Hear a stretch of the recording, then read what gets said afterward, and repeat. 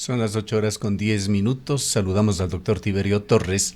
Él es profesor de la Universidad de Cuenca, experto tributario y en Derecho Público. Quisiéramos, doctor Torres, al tiempo de darle la bienvenida, preguntarle sobre los aspectos más preocupantes de esta ley que prácticamente recién la estamos conociendo. Nos estamos desayunando los ecuatorianos por la forma en que fue procesada, incluso con la introducción de determinadas disposiciones, además disposiciones de peso, sin haber pasado siquiera por la comisión legislativa, sino fueron introducidas momentos antes del debate y la consecuente aprobación. Buenos días, apreciado Gustavo, apreciada Rosana, mi saludo a ustedes, a la audiencia de Antena 1. Yo voy a empezar haciendo un comentario en la línea en la que usted lo ha hecho, Gustavo, respecto de que recién ahora en la mañana estamos empezando a desayunarnos o estamos enterándonos respecto de todo lo que se ha tratado en esta ley que ha sido aprobada el día de ayer en la Asamblea Nacional. Ley que ya empieza a tener ciertos cuestionamientos respecto del procedimiento mismo de su aprobación, precisamente por el hecho que usted comenta, apreciado Gustavo, en el sentido de que se han introducido aparentemente textos que no fueron conocidos previamente en la respectiva comisión y que se lo hicieron en el marco del debate mismo de la ley el día de ayer en la Asamblea. Veamos qué es lo que ocurre con esos cuestionamientos a futuro. Es posible que la Corte Constitucional haga algún pronunciamiento sobre ellos, pero más allá del tema procedimental, creo que sí es importante hacer referencia a algunos elementos que han sido aprobados en esta ley y que apuntan a varios temas. Hay que empezar anotando que conforme se indicó en los primeros días del tratamiento de esta ley en la Asamblea Nacional, el objetivo era fundamentalmente apuntar a dos sectores. Al primero, al relacionado con la contratación pública, el segundo, el relacionado con estas reformas a las normas que regulan el quehacer de los servidores públicos, específicamente, o yo diría, no exclusivamente, pero sí con preponderancia, a ciertas normas contenidas en la Ley Orgánica del Servicio Público, todo ello tendiente en apariencia a mejorar la gestión del servicio público en el Ecuador. Pero vamos enterándonos ya con la aprobación de la ley ayer en la Asamblea que se han introducido otras reformas en otros cuerpos normativos, normas que han sido reformadas incluso en materias penales respecto del tratamiento de los menores de edad en ciertos delitos, y otras normas ya de carácter muy técnico relacionadas con el manejo financiero del Estado, el tema de la unificación de las juntas reguladoras, por ejemplo, que ustedes hacían referencia en un momento, o el tema incluso de una disposición que se introduce como disposición transitoria y que va a impactar directamente en el esquema tributario del país cuando se ha aprobado ya por parte de la Asamblea Nacional un nuevo proceso de remisión al que ya estamos acostumbrados. Parece procesos que se han vuelto tan frecuentes como los estados de excepción en otro andarivel, por supuesto, pero este tema hemos conversado con usted en el pasado. Cada vez que se realiza una nueva remisión hay que realizar balances, si es que realmente son convenientes para el país, pues de alguna manera estas remisiones, entre otras cosas, privilegian a quienes no cumplen ordenadamente con el fisco. Es cierto, y estaba yo justo por hacerle el comentario de decirle, parece ser que se ha vuelto parte de la tradición de asumir el mandato en los gobiernos el introducir una remisión tributaria. Remisión tributaria que, conforme hemos comentado ya con usted antes, no necesariamente produce efectos positivos. Yo diría, haciendo un análisis muy elemental respecto del impacto de las remisiones tributarias en la cultura tributaria misma, impacta negativamente porque la gente, y esto le digo yo de primera mano porque conozco el sentimiento de algunos contribuyentes que mantienen deudas con el Estado, prefieren no pagarla y dicen seguramente habrá una remisión y ahí pagaremos, evitándonos los recargos, los intereses, las multas, y eso efectivamente es lo que está ocurriendo. No se hace seguramente un análisis de cuánto es lo que el Estado está perdiendo por efecto de las remisiones respecto de los intereses, las multas, los recargos que se llegan a condonar, y más bien se está haciendo un análisis muy inmediatista respecto de la posibilidad que tiene el Estado a través de las remisiones de recibir un flujo rápido de dinero de parte precisamente de aquellos deudores morosos del sistema tributario. Ahora, doctor Torres, la pregunta es si es que efectivamente, tal y como están concebidas estas normas jurídicas, van a lograr los objetivos que se estarían planteando, o el objetivo con el cual se ha construido, según el gobierno nacional, esta ley, que es la de mejorar los ingresos fiscales, controlar la corrupción, mejorar la eficiencia en el sector público, avanzar en un ahorro también dentro del sector público y, por supuesto, también lograr, según se dice, la eficiencia, transparencia y mejores acciones de parte de los servidores del sector estatal. Esperemos que así sea, estimada Rosana. Le diré yo que la revisión muy rápida que he podido hacer del texto que estuvo disponible y que fue el aprobado en el segundo debate, o listo para el segundo debate, se contienen algunas disposiciones que ciertamente resultan interesantes respecto de los efectos que pueden producirse, sobre todo en dos aspectos. En el tema de la contratación pública, por una parte, cuando se proponen reformas que revisarían de forma profunda ciertos elementos como la contratación emergente, como la aplicación de los regímenes especiales, el tema de la obligatoriedad de las compras corporativas para ciertos bienes. Permítame aquí ejemplificar algo que me parece fundamental y que ha sido criticado históricamente en el país, que es la provisión, por ejemplo, de medicamentos o insumos médicos. La reforma lo que propende es a quitarles la posibilidad a las unidades médicas del país, entiéndase los hospitales, a que compren de forma separada los insumos y más bien se tiende a hacer una compra corporativa. Entiendo yo que habrá algún estudio que demuestre que la adopción de ese sistema mejorará la eficiencia primero de la adquisición de los bienes y reducirá los índices de corrupción que se presentan en ese tipo de compras. Pero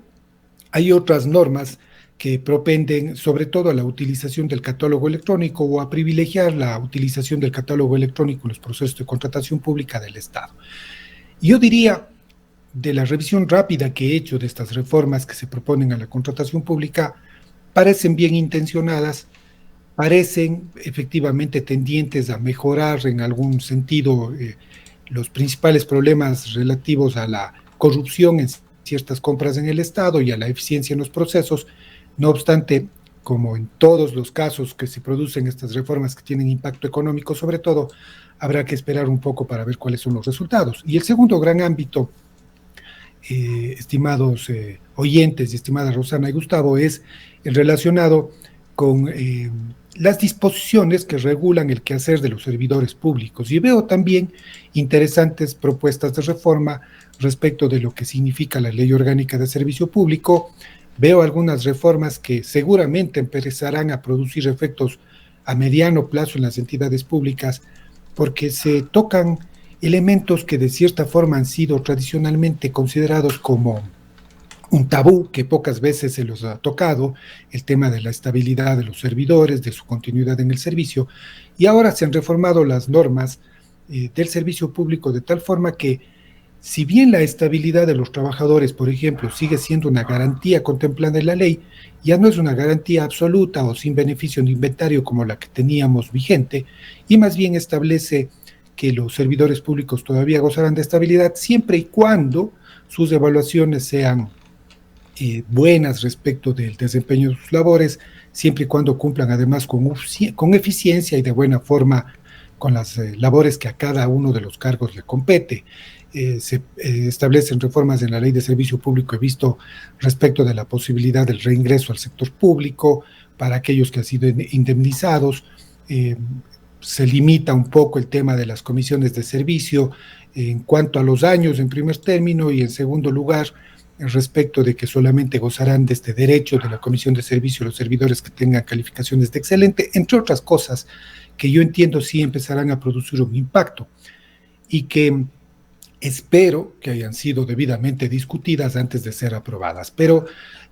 hay un impacto, o va a haber un impacto de estas reformas. Yo diría, indudablemente va a haberlo. Claro, habrá que ver si muchas de ellas cumplen con el propósito de generar un impacto positivo o si algunas de ellas más bien empiezan a generar conflictos en el tema de la discusión de los derechos, sobre todo en el caso de los servidores públicos, diría yo. Habrá que ver cuáles son los efectos que se producen con estas reformas. Quisiera preguntarle también sobre el tema del Banco Central. Muchas veces mirando cerca aquí en el continente, nos hemos preguntado a expertos qué pasa con el Perú, que en muchos casos tiene una clase política y eventualmente presidentes que, si hacemos una comparación con Ecuador, en donde nos quejamos mucho de la calidad de los políticos, pues ¿qué podemos decir del Perú? Recordemos a Pedro Castillo, que además ha estado rodeado de una serie de sucesores cuyos nombres son incluso ya muy difíciles de recordar. Ha sido uno tras de otro, sucesión de 3, 4 presidentes, hasta quedar en la presidenta actual en el Perú. Y la respuesta de los expertos ha sido que en Perú, en materia económica, no sucede mucho con los cambios políticos debido a esa autonomía del Banco Central que maneja la economía. Y Perú, de hecho, en cifras macroeconómicas se presenta como un país mucho más fuerte, estable, productivo que Ecuador. Con los cambios que se han introducido el día de ayer, el presidente de la República podrá designar directamente al gerente general del Banco Central. ¿Qué efectos tendría esto en el equilibrio institucional? Puede tener implicaciones también eventualmente sobre políticas económicas. A ver, yo creo que hay que empezar considerando que no necesariamente la realidad ecuatoriana respecto de la existencia del Banco Central y del rol que juega el Banco Central en el sistema económico es igual que en los otros países por un elemento simple. Permítame utilizar estas palabras, Gustavo. No tenemos moneda y eso hace que el rol principal que cumplen los bancos centrales quizá desaparezca. Siendo que en el caso ecuatoriano, el Banco Central del Ecuador de por sí tiene ya pocas competencias, fundamentalmente relacionadas con el manejo del encaje bancario, con la regulación un poco de las tasas de interés que se utilizan en el quehacer económico diario, pero no va mucho más allá de eso. Eso incluso en algunos momentos, recordará usted, Gustavo, ha sido materia de que algunas personas se pronuncien incluso en el sentido de lo innecesario que resulta mantener el Banco Central o la figura del Banco Central en el Ecuador. Haciendo esa consideración inicial, yo creo que hay que hacer las siguientes consideraciones respecto del impacto que tendrá esta reforma que le permite al presidente de la República ahora designar directamente al gerente del Banco Central. Yo empezaré haciendo una anotación en el sentido de que, y permítame ser muy simple en esto que voy a decir, si esto mismo venía pasando, pero a través de un método un poco disfrazado. Tengamos en cuenta que el presidente del Banco Central, o el gerente del Banco Central, perdón, era designado por una terna enviada precisamente por el presidente de la República, sin que haya existido nunca la posibilidad de dotarle de una independencia absoluta al Banco Central respecto del Ejecutivo. Ahora, lo único que se está haciendo es quizás simplificando el proceso de designación, ya no estableciendo la necesidad de la existencia de la terna, ya no interviniendo un ente adicional en la designación, sino que directamente el presidente de la República procede a su designación. Eso desde el punto de vista técnico, respecto de la autonomía del Banco Central, creo que por el método de designación como tal no va a tener mayor implicación. Y segundo, teniendo en cuenta que siempre el gerente del Banco Central era un funcionario que se debía políticamente al Ejecutivo, y además teniendo en cuenta que conforme el esquema constitucional ecuatoriano,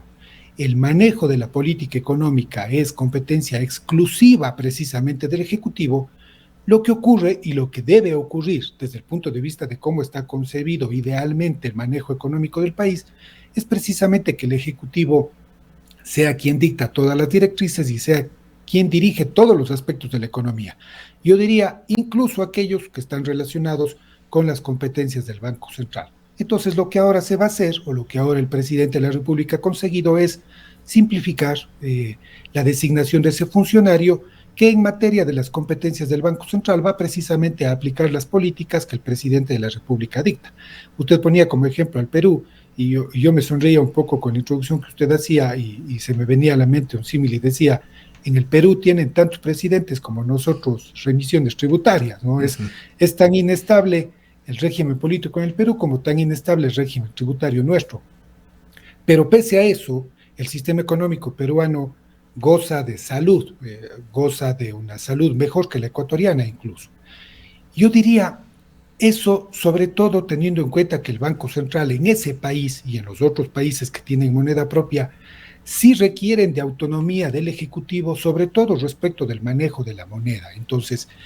la autonomía del Banco Central en el Perú lo que hace es impedirle al presidente de la República utilizar la devaluación económica, la devaluación monetaria, perdón, como una herramienta de darle más dinero al pueblo, pero a costa de quitarle su poder adquisitivo, a costa de ¿Qué empobrecer papel, su moneda. considerando estas circunstancias de que Ecuador no tiene moneda propia, juega el Banco Central actualmente aquí en Ecuador respecto a la defensa de la dolarización, tema muy utilizado durante la campaña electoral, o al otro, a la custodia de reservas internacionales, que igualmente fue otro tema enormemente polémico que además viró de alguna manera la balanza electoral? Sí, de hecho, yo diría que preponderantemente la labor del Banco Central se centra en eso, en procurar defender la dolarización justo desde los dos aspectos que usted señala. El primero, de evitar el mal manejo de las reservas del Estado. El Banco Central del Ecuador es el custodio de esas reservas, entre otras cosas, a través del encaje. Y segundo, sí debe también velar por la estabilidad de la dolarización en el país a través del manejo adecuado de las tasas de interés, por ejemplo, que son una herramienta poderosa que en su debido momento, conforme se incrementen o se reduzcan las tasas de interés, inciden necesariamente en el comportamiento de la actividad económica del Estado. Desde ahí debe entenderse la necesidad del Banco Central y debe entenderse la importancia del rol del Banco Central del Ecuador. Entonces yo diría, no veo como absolutamente novedoso, tampoco veo como peligroso de por sí el hecho de esta reforma que le permite al presidente de la República designar directamente un funcionario que a la larga lo que hará es aplicar a través del Banco Central las políticas económicas generales del Estado. Lo que sí puede ser peligroso es, teniendo en cuenta estos dos particulares que hemos señalado con ustedes respecto de cuidar por la vigencia de la dolarización, que un presidente de la República en algún momento venga con ciertas ideas respecto del manejo de las reservas internacionales, respecto del manejo de las tasas de interés, respecto del control del dinero que circula y es parte de la actividad En donde financiera entraría nacional. también el dinero electrónico, los riesgos de, a través de algún mecanismo de que se pueda generar dinero electrónico inorgánico, sin sustento. Exactamente, entonces justo mi idea iba a terminar con eso, ¿no? A decir, en algún momento podemos tener un presidente con unas ideas absolutamente innovadoras en materia de dinero electrónico, por ejemplo, que usted señala, y que teniendo ya un funcionario designado directamente por él, podría viabilizar la aplicación de sus ideas. Habrá que ver si es que, sin embargo, esta simple designación directa del presidente incide respecto de ciertas otras seguridades que están establecidas en la ley respecto del ejercicio mismo ya de las funciones del gerente del Banco Central. Yo creo que en estricto sentido no hay un cambio profundo que se produzca por esta reforma respecto de la designación en estricto sentido. Ahora, también hay otras preocupaciones que han surgido a propósito de estas discusiones de la aprobación de esta ley que pasa por las cooperativas. Algunas cooperativas deberán convertirse en bancos, pasar a ser bancos. ¿Qué implicaciones tendría esto para la economía popular y solidaria o deberían mejorarse los controles a este sector de la economía? Su pregunta es muy interesante porque yo ya he escuchado algunas críticas precisamente respecto de lo que significa el sistema de economía popular y solidaria. Ayer, por ejemplo, veía que el asambleísta Patiño hacía alguna alusión respecto de este tema en la discusión misma de la ley. Yo creo que hay que tener en cuenta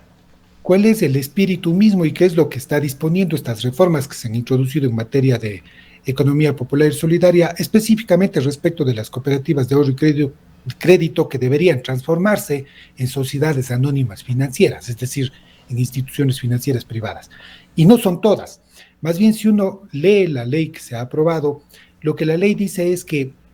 en aquellos casos en los que se encuentre, luego de los estudios correspondientes que hacen los organismos de control, en este caso específico la Superintendencia de Economía Popular y Solidaria,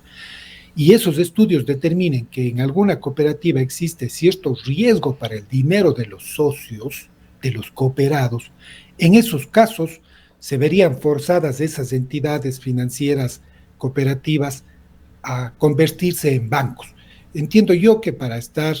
sujetos a un régimen un tanto más estricto respecto de su actividad, que sería la superintendencia de bancos. Por lo tanto, no es que todas las cooperativas van a estar obligadas a este proceso de transformación, sino solamente, conforme lo dispone la ley que está aprobada, aquellas en las cuales, luego de las evaluaciones técnicas que se apliquen, se llegue a determinar que de cierta manera están en riesgo los dineros de los depositantes de esas instituciones. Las demás seguirán funcionando sin mayor problema. Entonces creo yo que ahí quizá más bien lo que hay es una norma que de cierta forma permite asegurar el dinero de quienes han confiado en los sistemas cooperativos, en algunas cooperativas pequeñas sobre todo,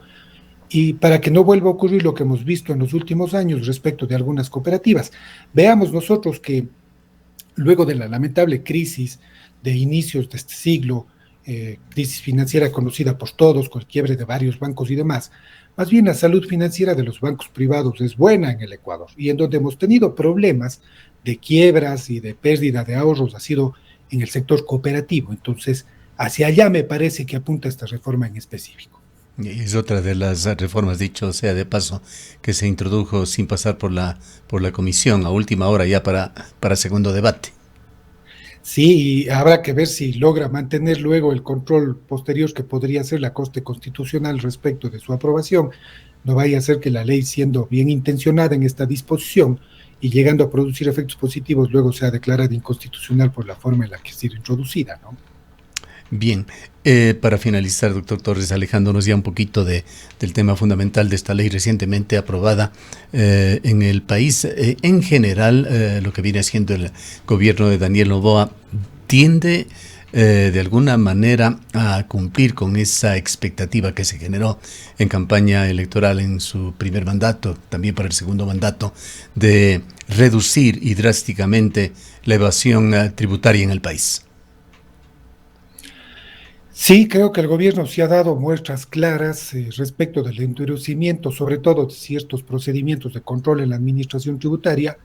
El Servicio de Rentas Internas ha venido dando muestras de que está enfocándose a controlar a ciertos sectores que quizá en los últimos años estaban faltos de atención desde el punto de vista del control. Fíjese usted que en días anteriores se hizo conocer la noticia por parte del SRI de que estaba ahora mismo en un proceso de revisión de la actividad del arrendamiento de inmuebles, por ejemplo, porque había detectado un importante foco de disminución de recaudación, para yo no utilizar otro término ya relacionado con la evasión en sí, pero al menos el SRI ha dicho hay cierta imprudencia o cierto manejo poco técnico de parte de los contribuyentes que tienen esta actividad al momento de hacer sus declaraciones. ¿Qué controles ha puesto el Servicio de Rentas Internas al pago de impuestos de los arrendatarios, que es uno de los temas que se ha dicho recientemente se está trabajando? Fíjese que en específico el SRI ha dicho que en sus controles, en las revisiones que ha hecho, según datos del SRI de las revisiones del impuesto a la renta del 2024, es decir, de las recientemente presentadas, ha detectado que quienes ejercen esta actividad incluyen más gastos de los que en efecto deberían incluir teniendo en cuenta esta actividad económica. Entonces, el SRI seguramente detectó que las declaraciones de los ingresos en los arrendamientos se habían incrementado por controles anteriores que estuvieron ya destinados a esta actividad, pero detecta que ahora los contribuyentes, viéndose en la necesidad de declarar todo el ingreso, lo que están haciendo para disminuir el pago del impuesto es incrementando injustificadamente los gastos, y hacia allá está apuntando ahora el control. Entonces, lo que ha hecho inicialmente el SRI es hacerle un recordatorio a las personas que tienen estas actividades respecto de qué gastos sí pueden considerar para su pago de impuestos, llamarles a corregir los posibles errores detectados, bajo la prevención de que de no hacerlo el SRI ejecutará seguramente las actividades de determinación que corresponden. Y yo veo que el SRI, yo le decía hace un momento, sí está emprendiendo en nuevos procesos de endurecimiento de control respecto de ciertas actividades. Habrá que ver qué planes aplica a futuro la administración tributaria, pero me parece que sí hay una revisión de los procedimientos de la administración como tal que permitan obtener resultados tributarios de mejora de las recaudaciones sin que necesariamente el gobierno tenga que incurrir en reformas tributarias que vuelvan a subir los impuestos. En una entrevista anterior con usted decíamos, las reformas tributarias quizá deberían apuntar no necesariamente a subir los impuestos para mejorar la recaudación, sino, entre otras cosas, a revisar los procedimientos, a revisar el gasto tributario, y dentro de eso la Administración Tributaria está mejorando sus procedimientos de control. Esperemos que los resultados sean positivos. Bien, muchísimas gracias por habernos acompañado, doctor Torres. A usted, Gustavo, muchísimas gracias. No quiero despedirme de usted sin antes hacerle llegar mi abrazo de solidaridad por su pérdida y un saludo a toda la audiencia. Muy amable, doctor Torres. Y aprovecho la oportunidad para agradecer las múltiples opiniones, mensajes que hemos recibido por el fallecimiento de una querida hermana. Gracias por traer este tema y por su solidaridad. Declaraciones del doctor Tiberio Torres, profesor de la Universidad de Cuenca, experto tributario y en Derecho Público.